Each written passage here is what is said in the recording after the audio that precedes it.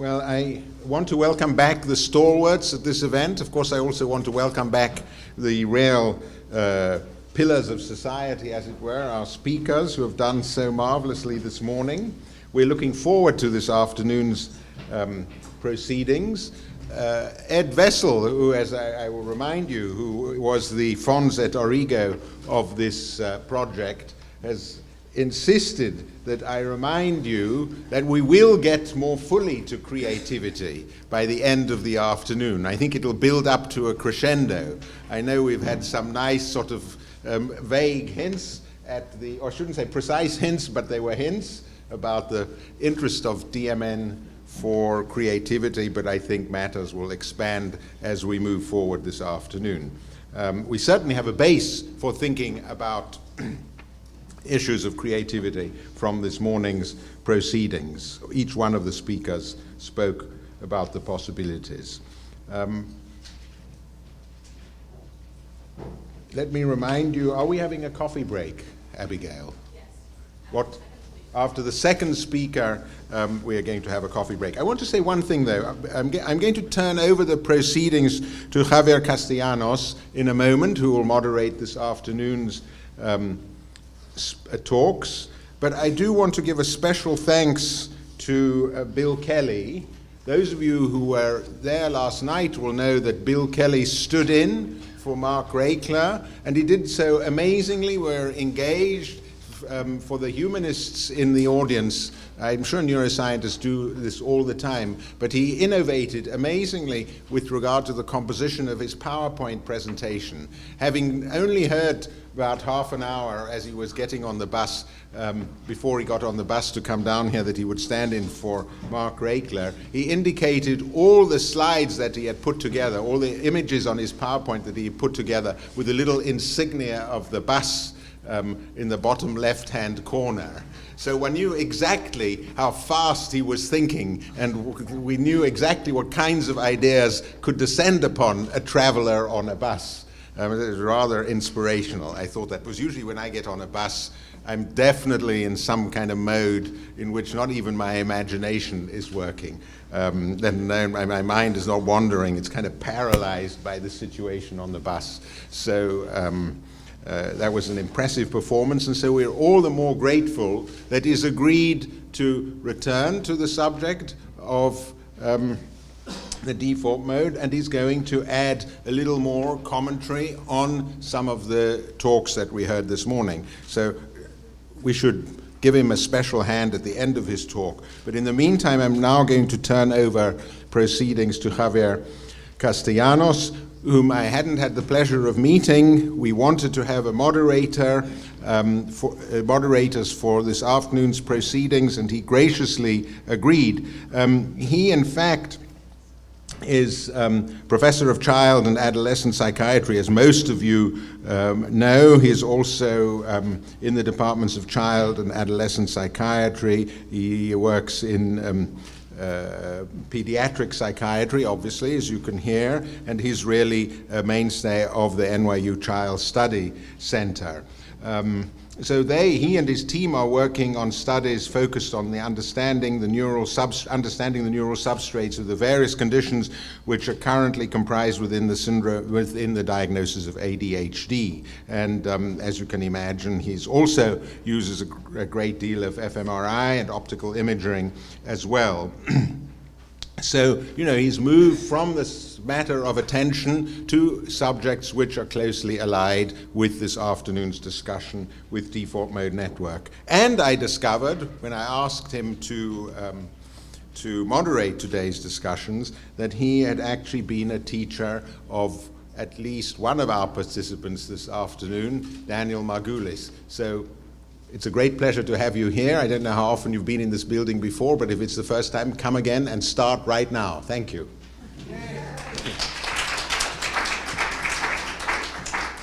Thank you so much for the invitation. It's certainly a wonderful place to have a discussion of aesthetics and creativity. It's a gorgeous space.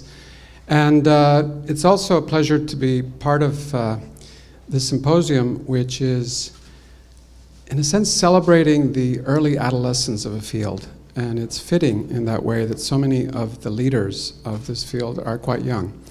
And it's worth keeping in mind that not very many years ago there was truly doubt as to whether or not these phenomena were worth investigating any time and effort in. And that question has been essentially convincingly answered. But there are many questions that follow from that, and many of them have to do with the methodologies. But this afternoon is dedicated to extending these approaches, which are in parallel, proceeding in many ways, of getting a better handle on how we can separate the different kinds of noise that are part of the signal, which was first thought to be all noise. And we now know that there is, again, multiple levels of noise, as well as interesting, coherent and structured signals. And but part of why we're here, and part of why this perspective is crossing over beyond the disciplines of neuroimaging and neuropsychiatry into social studies and beyond, is because of the potential to quantify interindividual differences in brain function in relationship to almost anything we can measure. And I think that that's part of what we will, again, contemplate in more detail in this afternoon session. So it's a pleasure to bring back Bill Kelley, who really did demonstrate the kind of improvisational leisure demand that many of us witnessed yesterday, and to reprise your discussions of the fault mode network and the self, and to go into greater depth.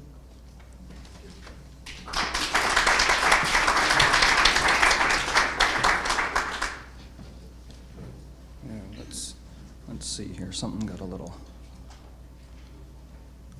there we go. Okay, so the good news is I don't have to be Raichle today. The bad news is I have to be myself. I've got another challenge today, and that is that some of you were actually here yesterday, and so what I've tried to do is kind of hone down to the bare minimum, the kind of a review of what I talked a little bit about yesterday, so that folks that are here for the first time today can get a sense of what we were talking about yesterday. So you have to just kind of bear with me for the first 15 minutes or so here. And then I'm going to switch gears and throw out some new stuff that kind of touches on and kind of follows up a lot of the very elegant work that Nathan in particular was talking about earlier this morning.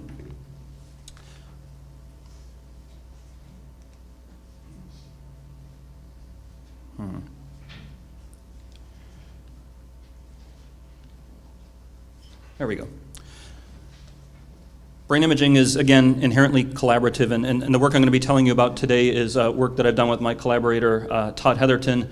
Some of this work was done with Neil McCrae when he was at Dartmouth, Joe Moran, a former graduate student in my lab, so you'll hear a lot about their work. And then the new stuff I'm going to tell you about is entirely spearheaded by Dylan Wagner. He's a postdoc at Dartmouth, formerly a graduate student at Todd Heatherton's. Now he's a postdoc with Jim Haxby. So, we know, or we've known for, gosh, over a decade now, that when you make judgments about, or when you're asked to consider information in relation to yourself, when you're asked to self-reflect, that you tend to activate default mode network regions of the brain. And so this is a fairly simple task. You put people on an MRI scanner, you show them trait adjectives in this situation, and you're asked to do in one of three things. Either say whether this word is descriptive of you, whether it's in uppercase or lowercase letters, or whether it's descriptive of another person. And this was done back in the days when George Bush was president. So he was chosen as a familiar but not personally known other. And again, when you do that, what you see is you get a robust difference between making judgments about yourself versus any other comparison condition that we've ever tried anyway in our hands, and in particular making simple case judgments or endorsing whether the trait adjective is descriptive of another person.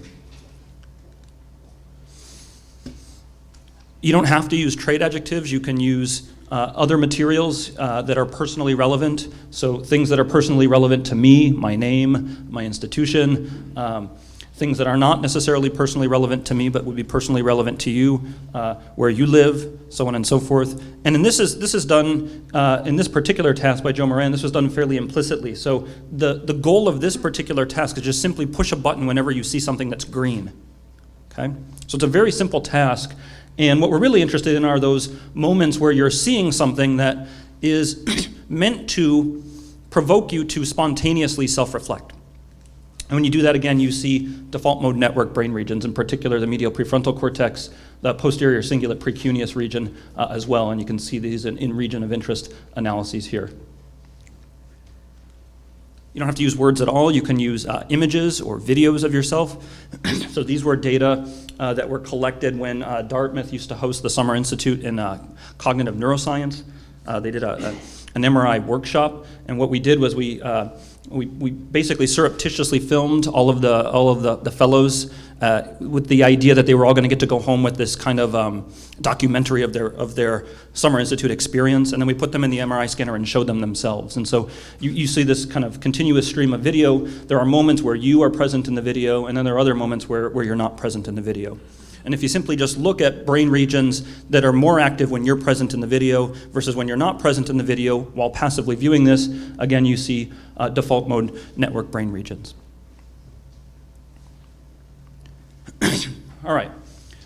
Randy spent a lot of time this morning talking about the idea that the default mode network is critically important for directing your attention inward, to focus your thoughts, focus on your internal thoughts or your internal states. And this kind of work was illustrated very clearly by one of Columbia's own, actually. She was formerly at Dartmouth. This is Malia Mason. She had a science paper where they looked at mind wandering. So the extent to which you have random mind wanderings while you're just relaxed in the scanner, that correlates with activity in, for example, medial prefrontal cortex, posterior cingulate cortex. She's in the business school here at Columbia now.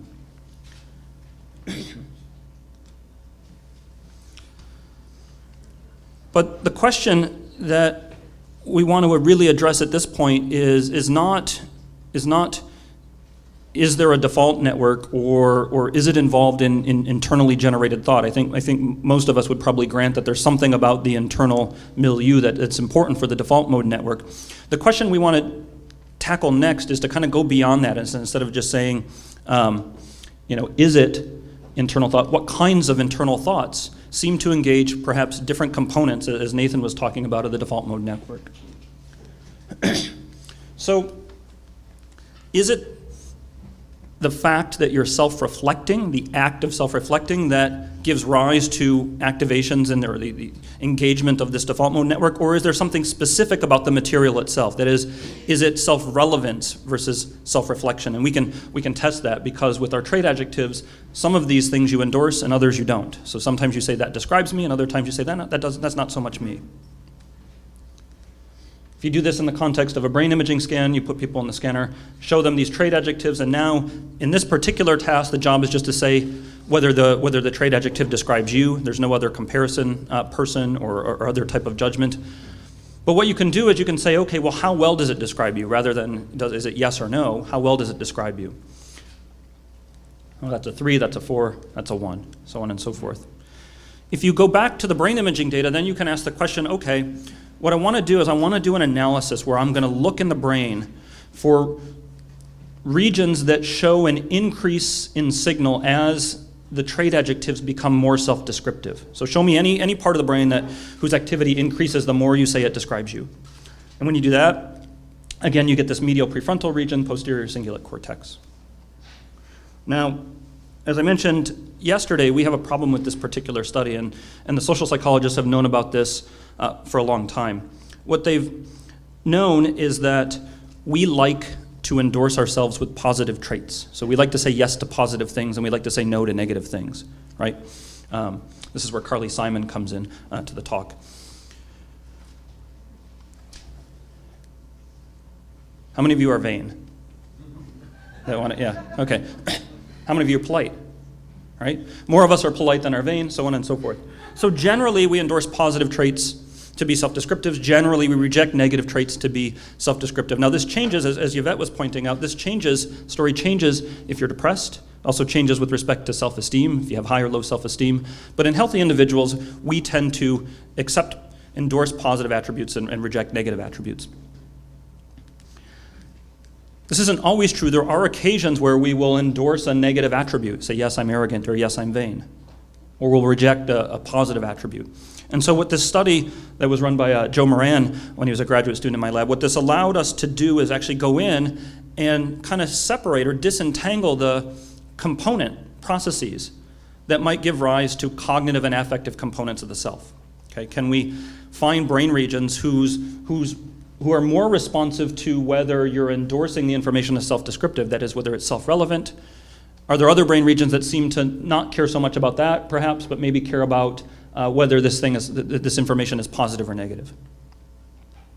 And when you do that, what you find is that you get a nice gradient between the medial prefrontal cortex and this area here, the subgenual, or what we might, ACC, or what we might call the ventral anterior cingulate cortex. And in particular, what you find is that the medial prefrontal cortex is much more sensitive to self-relevance, whereas the ventral anterior cingulate cortex seems to care more about the valence of the material, whether it's positive or negative, with a caveat, which I'll show you here in these next couple slides. So here's the medial prefrontal cortex, and these are positive trait attributes and negative trait attributes. It doesn't differentiate. Medial prefrontal cortex couldn't care less whether the information is positive or negative, whether it's something that's emotionally salient or emotionally not. All it cares about is whether it's self-relevant. Randy made the point, it doesn't really care whether it's, it's good for you or not, right? It's whether it's relevant to you or not. By contrast, the more subgenual ventral anterior cingulate region shows an interaction. This brain region will tell you whether the information is positive or negative, but only if it's relevant to you. If it's not relevant to you, why should you care if it's positive or negative? So this isn't just a general valence detector, it's a valence detector. It's giving you information about self-relevant material. Now again, these are just trait adjectives. So you say, well, how self-relevant, how important to the self are these trait adjectives in the context of a brain imaging scan? You can do this, you can play this game another way by asking, well, what about self-relevant information in a different domain? For example, social feedback. This is something that is very near and dear to all of us, right? We all like to be accepted by our peers. And so Leah Somerville, a former graduate student in my lab who's now a colleague of Randy's at Harvard, what she did in this particular study is she brought people into the scanner under the guise that they were participating in a study on person perception. Okay? And in particular, what she was interested in, at least initially, was whether you were accepted or rejected by your peers. So this is the way this study worked. You come into the lab, you are told that you're participating in a multi-university study on impression formation. What we'd like to do with your permission is take your picture, and then we're going to ship your picture off to, I don't know, we made up a university, Kentucky or some other place. And what they're going to do is they're going to make judgments, impression formation judgments about you.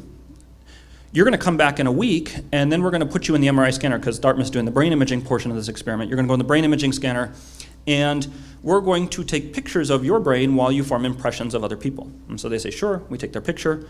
They leave, we throw their picture away because we make everything up.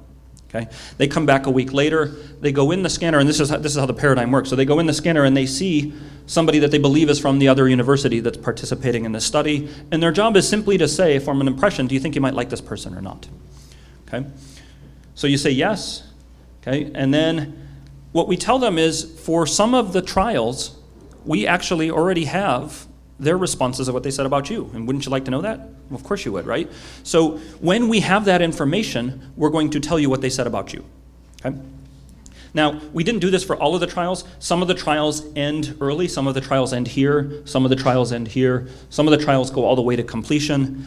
This is a methodological quirk of how you have to do brain imaging studies to conform with behavioral studies, so that in doing so, what it allows you to do is independently estimate brain signal correlates for the impression formation itself and separate that out from the thing that we're interested in here, which is the feedback, when you're getting either accepted or rejected by by another individual. So that's what I'm going to show you next.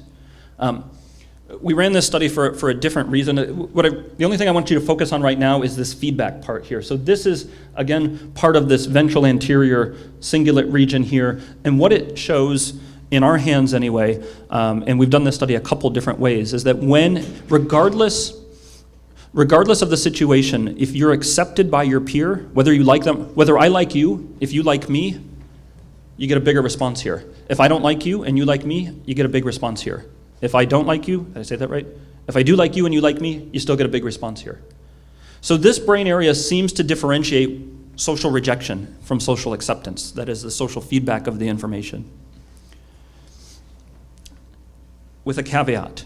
Now, Leah's much smarter than the rest of us, and she thought, well, maybe this is a situation where we can start to explore individual differences in personality across people.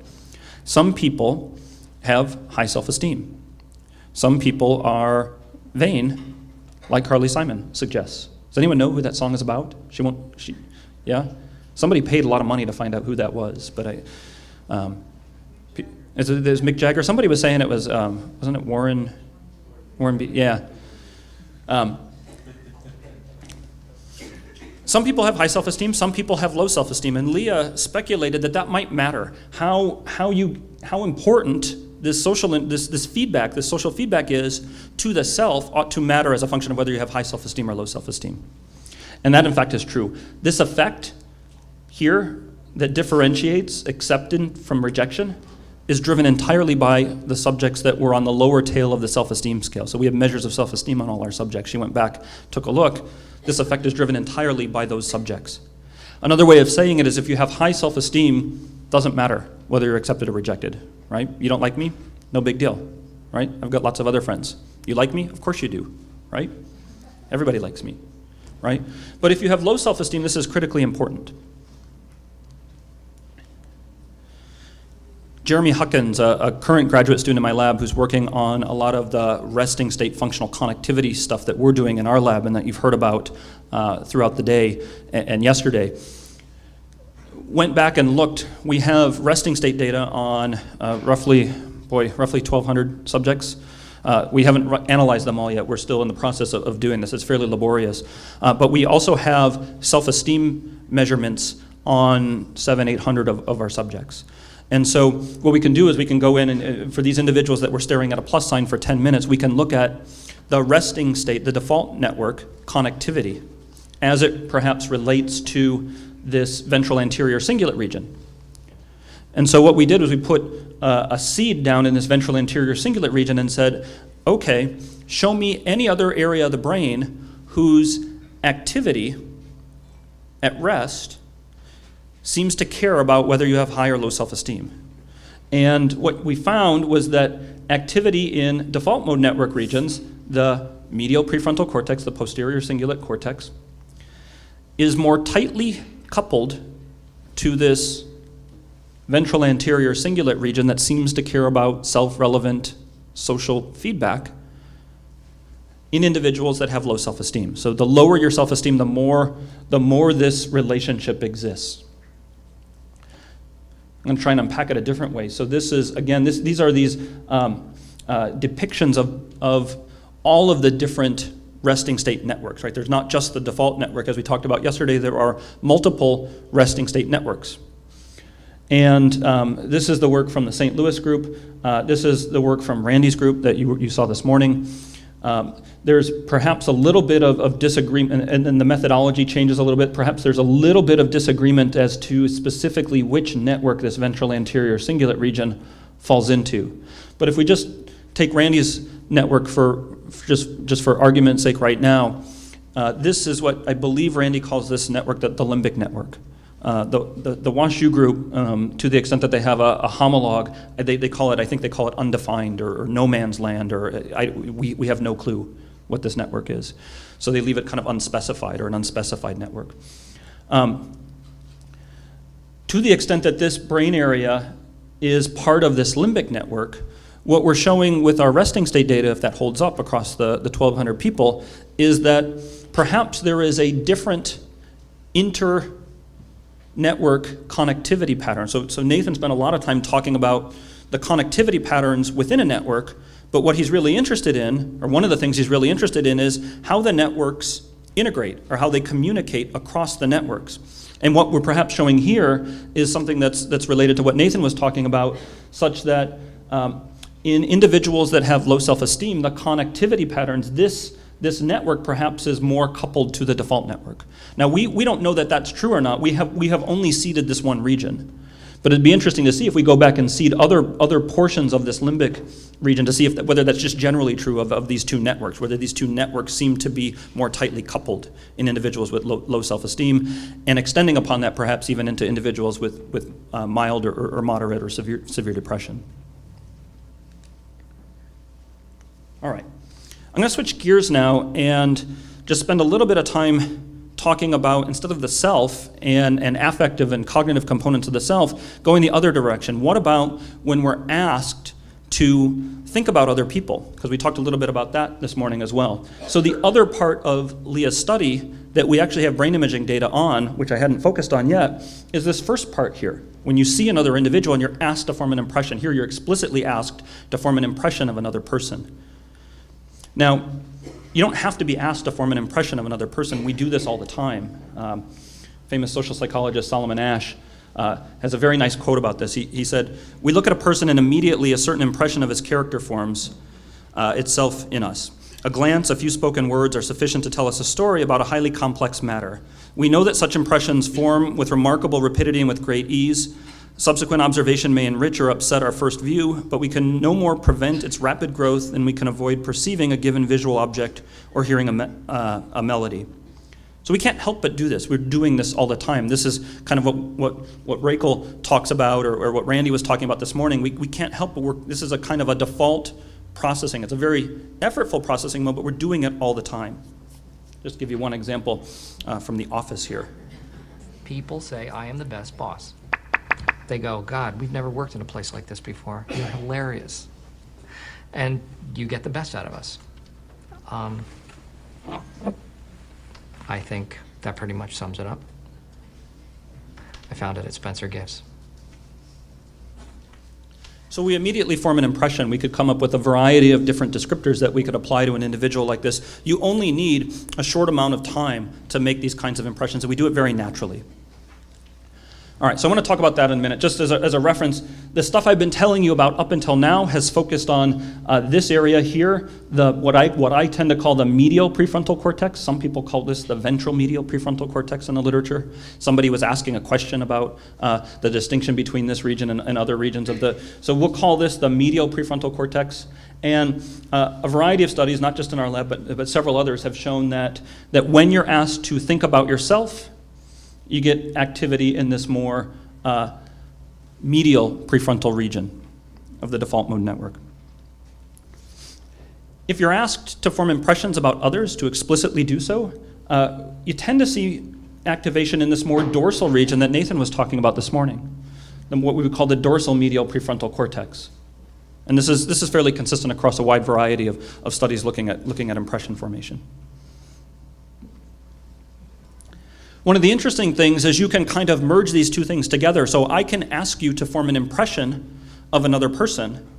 And one of the ways I can ask you to do that is to ask, well, okay, what do you think of that? How similar is this person to you? Right? So if I'm asking you to consider other people in relation to yourself, you tend to see this more medial prefrontal region of the default mode network. This is just from a review that Dylan Wagner has been working on. What he's done is he's taken all of several anyway, of the studies that look at thinking about other people versus thinking about yourself, and he's kind of just plotted them here on the midline section. And what you can kind of see, just even on first pass, is seems to be a little bit of a dissociation such that the mentalizing, thinking about other people, person knowledge, sorts of trait inferences about others seem to tend to kind of congregate up here in the more dorsal medial prefrontal cortex, whereas judgments about the self relative to other people, so on and so forth, tend to be more ventrally located.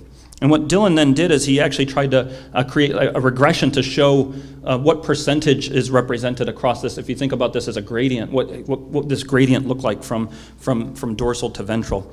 And that's shown here on this slide. So what he's showing you here is these studies up here, studies that tend to be up here, are 100% about another person, whereas studies that are down here are 100% about the self. And as you go from ventral to dorsal, that kind of mixes as you go along. I'll just give you a couple examples of this and how they kind of blend here. We're going to play a game. We're going to play a game called Animal, Vegetable, Mineral. This is a study that Dylan Wagner published in Cerebral Cortex. What's nice about this study is you can get people to pay attention, to kind of spontaneously mentalize about other people without asking them to explicitly do so. So a lot of the studies where we actually are looking at impression formation, we say, what do you think of this other person? We're explicitly asking you to do this. Here, this is to the extent that it happens, it's going to happen naturally. Because the name of the game here, how many of you ever played Animal, Vegetable, Mineral, right? So is this an animal? Yeah, that's tricky, but it's an animal. That's an animal. That's a vegetable. That's a mineral. Now, the interesting thing here is you get an identical response. You have to endorse this as an animal. You have to endorse this as an animal for these two categories. But if there's something special about processing information about other people, we ought to see differences between these two when we look at the brain imaging data. So you're playing animal, vegetable, mineral. These are just all the brain regions that show a difference as a function of scene type somewhere. We don't know the direction of the effects yet, but this is looking a lot like the default mode network that you're very familiar with. And if you look at this dorsal medial prefrontal region, what it seems to really, really like are the human subjects. Again, keep in mind that the response is the same. They're making exactly the same response to the humans as they are the animals, but the dorsal medial prefrontal cortex is differentiating the human responses from the others. So something about naturally mentalizing about other people, perhaps. All right. To the extent that you engage this dorsal medial prefrontal cortex in response to making these very passive naturalistic judgments about other people, to the extent that you have high empathy, you engage this region more. So we have measures, personality measures again, we're starting to see individual differences again, even in this dorsal medial prefrontal region as a function of how much you care, or at least your personality score says you care about the intentions and well-beings of others. The other thing that we can do with these data is we can manipulate the human stimuli. So we can manipulate them along two dimensions. And so what Dylan did was he created a situation where you had high social complexity. So there are people and they're interacting with one another, right? And they're controlled for where this is low social complexity, so same number of people present on the screen, but they're not interacting in any meaningful way. They're just coexisting in the world. And then he also created a situation where you could manipulate how similar the conspecifics were to yourself. So these were all run in college students, so these individuals would generally be judged to be more similar than these individuals for obvious reasons here. When you do that, you get, looking at the human versus the non-human scenes, you see activity again in the default mode network, precuneus, dorsal medial prefrontal cortex, medial prefrontal cortex.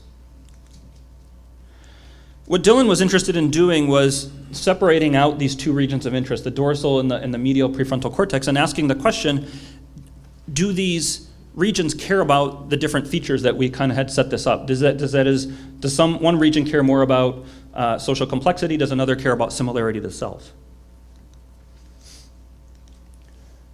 And again, what we're showing you here is I'm just showing you on this gradient from the meta-analysis that Dylan did here.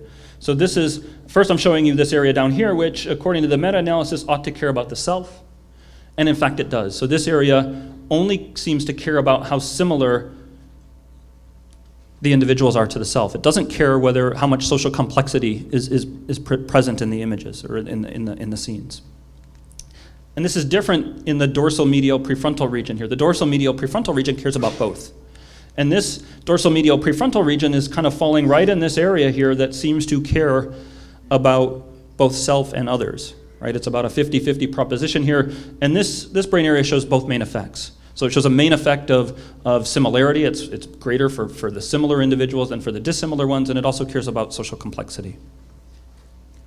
And so another way to kind of think about this portion anyway of the of the default mode network, or at least the prefrontal portion of the default mode network, is perhaps there's this gradient that as you go from ventral to dorsal, you start to increase in terms of what the regions seem to care about in terms of social complexity, whereas as you go from north to south, it seems to be the reverse. It seems to care more about self.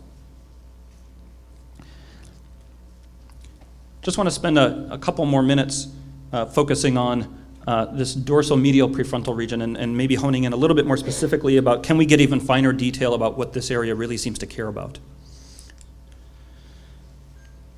Well, what we did in this study is this actually was a study that we were interested in on smoking. So we actually put people in an MRI scanner, and they watched a segment of a movie called Matchstick Men. And the reason we use Matchstick Men is there's lots of moments where people are smoking. But for the purposes of what I'm going to tell you about today, we're going to ignore the smoking part because there's something else we can capitalize on in these data as well. So participants go on the scanner, they watch a half-hour segment with no task constraint. Their job is just to watch the video. They think they're in a study on brain areas that light up when you watch movies. And there are moments, obviously, in the movie segments where there are people present, and there are moments where they're not. Okay? If you do an analysis where you code moments where people are present versus when people are not present, you see a gradient in this dorsal medial prefrontal area. So this social scenes, individuals that are interacting, when there's a scene where there are two people interacting, like the data I showed you here, this is dynamic stimuli, yields a greater response than if you see just an individual person by himself versus if you see no people. Okay? We do these analyses all the time. These kinds of analyses are ones where we, as the experimenter, what we do is we come up with an experiment, and then we, the experimenter, define the events. We say, these are my events that I care about. And then you do some sort of analysis represented by this black box here, and what gets spit out are the brain regions that seem to care about the events that we, the experimenter, have defined and set up. One of the nice things about using dynamic stimuli is you can actually play this game in reverse. We call this a reverse correlation analysis. What we're going to do here is let the brain areas tell us what they care about. So we're going to take a brain region like the dorsal medial prefrontal cortex. We're going to do an analysis, and then the end result of the analysis is it's going to be a spit out of things that this brain area seems to care about. Okay? So we're going to do this in reverse. The nice thing about this is you don't even have to be a neuroscientist to play this game. Once you have the data, brain region that goes up and down over the course of the movie, now what you can do is you just go back to the brain data and you say, okay, well, here's a moment where it was really switched on, here's a moment where it was really switched on, here are the 10 most positive peaks during that 30-minute segment. Now all I have to do is take those segments and say, okay, I'm going to go back to the data and look at those 10 most positive peaks and see if there's something similar, see if I can intuit anything from watching those little video snippets, and in so doing, that might tell me something about what this brain area cares about. Okay? So I'm going to ask you guys to humor me. We're going to do this as a group here. This is one brain area. We just randomly picked a brain area. This is part of the lateral fusiform gyrus. I'm going to show you the 10 snippets that this brain area gets most jazzed up about, and your job is to simply try and guess or intuit what you think this brain area cares about.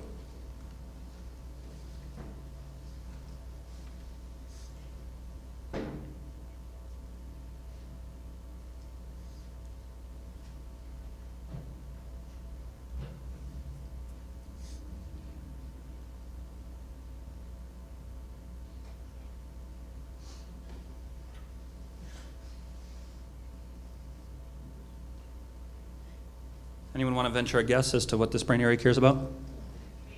Faces. Yeah. This is, if you know the neuroanatomy, you probably were tipped off to this, but this is the brain area telling us what it seems to care about. All right. We're going to go ahead and, let's see. Oh, let me back up here.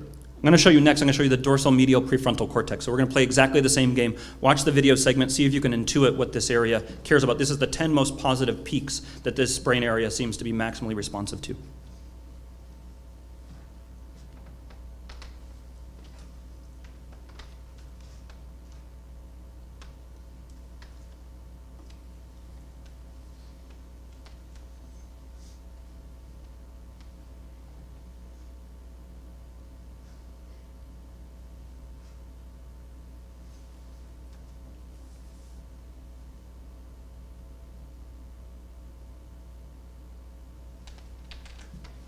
Any guesses on that one? Nobody's got a guess. Yeah. Yeah, social interaction. These are all moments where there are more or less two individuals on the screen interacting with one another. Now, we see this, right? We're the experimenter, so we're kind of seeing what we want to see, right? And I've perhaps primed you guys to even think along these lines because we've been talking about this the whole time, right? One of the things we can do is we can try and validate this. We can ask naive participants, and we in fact did this. We brought subjects into an auditorium and simply showed them these video snippets, and what we asked them to do is simply write down all of the 3 or 4 or 5 adjectives that describes what they think is going on in these scenes. Now, Kevin Ochsner had made a request before lunch that we use word clouds, and so we have word clouds. So when you do that, you can actually look at if you're not familiar with the word cloud, this is a demonstration of how common, the bigger the word, the more common it was used to describe what was going on here. All of these large words, interacting, smiling, talking, laughing, conversing, all seem to relate to social interaction. There are ways, I won't bore you with the details, but there are ways that you can actually quantify this using topic modeling as well, and it's borne out. The word cloud works just as well as the more quantitative topic modeling that you do on these data. I'm going to show you one more quick slide here. Another study that Dylan ran as part of his dissertation is he was interested in seeing whether the dorsomedial prefrontal cortex is picking up on inferences about the personalities of others. So yes, there seems to be something about social interaction, but can it be even more specific still? And so what he did was he took trait adjectives that were based on factor loading scores on how they loaded onto the Big Five personality, if you're familiar with openness, conscientiousness, so on and so forth. And what he did was he just simply showed them to subjects in the scanner, and all they have to do is just read the words. So they go in the scanner, they read the words. And each of these words maps onto one of these Big Five personality factors. We don't tell the subject anything about the personality factors. This is invisible to the subjects. So these things map onto these things. And then the question that Dylan went to ask is, can we use machine learning to predict, based on the brain responses to these words, can we predict, are there brain areas that can predict which personality factor the individual was thinking about? And the answer is yes. So the dorsomedial prefrontal cortex, and again, it's important to point out that they never see, the subjects are, the model is never trained on this. It's never trained on openness, conscientiousness, extroversion, so on and so forth. The model knows nothing about the 5 factors. All it has to train on are these trait adjectives, or these descriptive adjectives. And chance performance would be 20% because there's 5 personality factors. The dorsal medial prefrontal cortex is the best region in the brain. There are a couple others as well, including the TPJ, temporal parietal cortex, that can predict which personality factor you're thinking of. Again, subjects are not tipped off to this. So I'm going to go ahead and end there. I just finish by saying that especially based on Nathan's work earlier and some of the work by Dylan and others, we really are starting to get to the point where we can get really sophisticated about trying to tease apart the different components of the default mode network. Now, I focused specifically on the medial prefrontal cortex. Others have done very elegant work. Folks in Randy Buckner's lab, Steve Nelson and Steve Peterson's lab have spent a lot of time focusing on the posterior cingulate, and you see similarities in terms of subdivisions within those brain regions as well. And so I'll go ahead and stop there and thank you for your attention.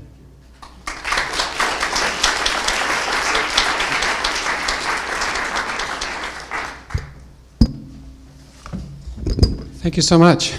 So we have 10 minutes for questions, discussions, rebuttals, and there are microphones for those who are watching this streaming throughout the world to participate. Yeah, mic's in the middle. While you think of yours, let me pose one or two. One of the things we're learning about this field is that, as is always the case, large numbers are good. And you've mentioned 1,200 scans or 700-800 with measures of self-esteem, et cetera. Curious about your strategy you've got a sample of 290 with the initial findings, and you could expand that to as many as you have, and then look to see if you refine your boundaries and sort of get more significant results. The alternative would be to do a kind of replication study. Sure. And what are your thoughts about that? Yeah. So my general thought is the replication is the gold standard. So in an ideal world, what you'd want to do is you'd want to just split your data in half. If you have enough of it, take half of the data, because when you do brain imaging, you're dealing with tens of thousands of voxels, right? And so there's this, as Yvette pointed out, there's this huge multiple comparison problem that we run into oftentimes with brain imaging, and how you do a data reduction is a critical question. And so a replication analysis gets you around that. What you do is you take half your data, you get your results, and then those are your regions of interest that you can then interrogate in a completely independent sample. And if to the extent that you can do that, that's the most convincing evidence, at least to me, that your findings are in fact real. So that's one thing you can do. In terms of large numbers, so Randy's data with his defining the functional networks, that was 1,000 subjects, I believe, and there have been other large cohorts as well. In terms of defining the networks, you could probably get by with doing fewer now that it's been validated in large cohorts. In terms of doing some of the classification stuff, that's where you really start to run into a challenge where you need large cohorts. So 290, for example, all we did was we plunked down a seed and then hoped for the best. What we really want to do is we want to do some of the machine learning stuff, support vector regression, where you actually try and use the data to predict. You leave a subject out. So we take all of us in the room, and unfortunately you get left out right now. And so we train on all of us, and then we try to predict your self-esteem score from the model, and then we know what your actual self-esteem score is because we gave you the questionnaire, and we plot that. And then now you get to come in and Nathan gets left out, and then Nathan gets to come in and I get left out. And so you can see, you get a correlation of how accurate you are at predicting. And for that, you need a large group of subjects. Talking to the folks in St. Louis, their speculation is you need 300 is probably a minimum for some of these sorts of things, that you want more than that to really do this kind of support vector machine learning sorts of things. So yeah, the more the better. The good news is that this is relatively cheap to get the resting state data. I would encourage anybody that's doing any sort of event-related brain imaging to just put in at least 10 minutes of resting state. You get it for free. If you don't use it, somebody will. I believe Randy, we were talking about this at dinner, I think Randy was paying for parts of people's scans at Harvard if they would just throw that in for him to get that extra 10 minutes, because it's a wealth of data that people can mine. Yeah. Exactly. Chagan? You'll be next. Okay. Very nice talk. So I have a question that you showed from the ventral MPFC to dorsal MPFC, there is a gradient that from self to others, right? So I wonder if the type of relationship have also that gradual change also, like from self, from close relatives like mother, from other loose relatives, and from general friends, and from stranger.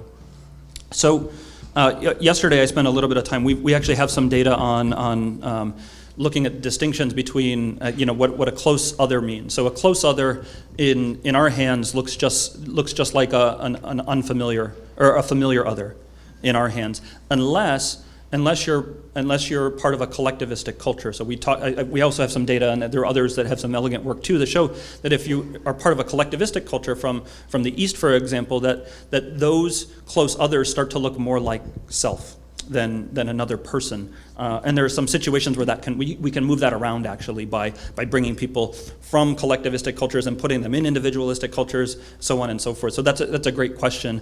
Had I had time, I could have shown you that you can actually do this with virtual others as well. So if you play these online video games where you get vested in your virtual avatar, you can start to develop a sense of self for another computer-generated version of yourself. So in our hands, I don't know that we ever see it moving along that gradient so much, as rather is kind of segregating, but that it's possible that we just don't have enough data to see that level of specificity.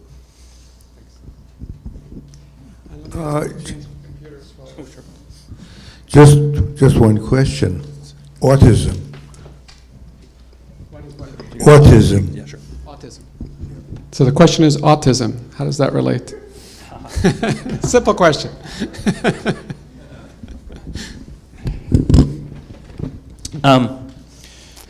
Autism is really, really challenging to study in a brain imaging context. So people started off doing cognitive tasks. So you put an autistic individual in the scanner and you show them faces, for example, and that you see that, well, look, the autistic individuals don't engage the fusiform areas that the healthy individuals do. And then what you find is that, well, the reason they don't engage these areas is because they don't like to look at the faces, and so they're looking around inside the scanner and not looking at the faces. So there are challenges to try and come up with behavioral paradigms that work in the scanner that you can actually tap into. Others have started to look at trying to differentiate autistic individuals from healthy individuals with respect to looking at default activity or with respect to look at resting state networks. So, and the first pass, the St. Louis group has done this, the first pass, they could accurately classify you with 90%, something close to 90% accuracy, whether you were autistic or not. At a very young age, I believe it was two or 3 years old, some ridiculously young age. And then what they found was that what the model, so these models, when you do these machine learning models, they're incredibly sensitive. They can pick up on any little thing that's irrelevant to brain function anyway, that's different between the two groups, it will pick up on, and that will drive the results. And so what they found was, even though they were incredibly careful about how they processed the data and made sure that motion was perfect and everything like that, the autistic individuals moved more in the scanner. What that meant was they had more of their data that had to get thrown out. So instead of having 500 scans for an autistic individual, they might have had 370 scans, whereas the healthy kids might have had 390 scans, and the model picked up on that. It was nothing about brain function per se. So the real challenge is to try and tie it to particular nodes in these networks, and once you can start to do that, maybe we can start to get some purchase, but I don't know of any data yet that has nailed that down definitively, but it's certainly a very active research question that people are going at full force. Yeah. Let me add one comment to that. It is quite complex, as Bill has said, and we've become very sensitized to the issue of what are called micromotions, movements of 1/10 or 2/10 of a millimeter between one snapshot of the brain and others. Having said that, part of what is wonderful about this is that these data can be examined really in a kind of worldwide collection. And so Adriana Di Martino and Mike Millam and others have put together, for example, the Autism Brain Imaging Data Exchange, which has about 1,200 data sets, half autistic individuals, half controls. And all of those data are available for the development of even better algorithms to handle things like motion. Chaogan Yan, who had asked the question, has been one of the leaders in working out those kinds of methods. And so part of what is being brought to bear, or what needs to be brought to bear, is the concerted effort of signal detection experts and computer scientists and statisticians, along with the physicists and the imagers and the clinicians, to make sense of this, because it's clear that there is something fundamental going on in brain development and in the brain signals that are being encoded in these correlations. But as Bill has said, it can be quite challenging to pick that out from the more massive kinds of effects that occur with concerted movement of the entire head. Let me now switch over to Daniel Margulies and Felicity Callard.